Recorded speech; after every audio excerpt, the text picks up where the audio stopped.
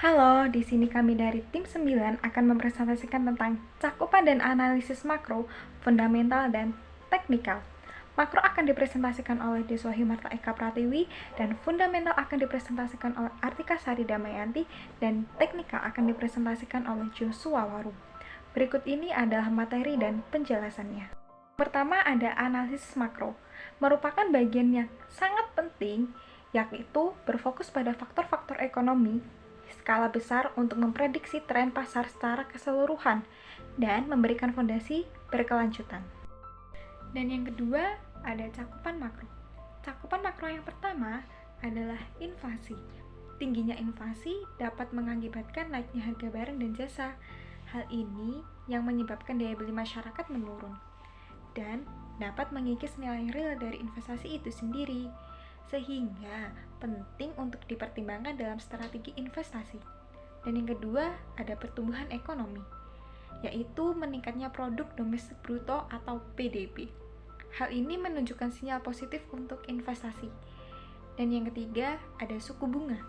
Ketika suku bunga naik, maka biaya pinjaman meningkat. Hal ini dapat mengurangi kapasitas perusahaan untuk melakukan investasi baru.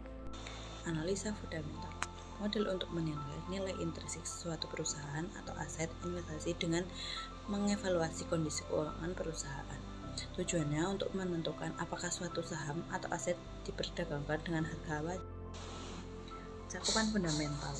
Yang pertama, makroekonomi, yaitu investor menganalisis kondisi ekonomi keseluruhan yang mempengaruhi pasar saham. Yang kedua, mikroekonomi, yaitu mencakup pemahaman pada posisi perusahaan dalam industri, ketentuan kelemahan kompetensinya, laporan dan kesehatan keuangan.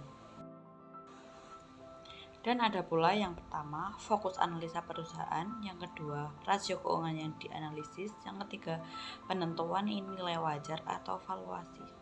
Saya akan membahas tentang analisis teknikal. Yang dimaksud dengan analisis teknikal yaitu suatu metode untuk memprediksi pergerakan harga saham berdasarkan data historis harga dan volume perdagangan menggunakan grafik dan indikator.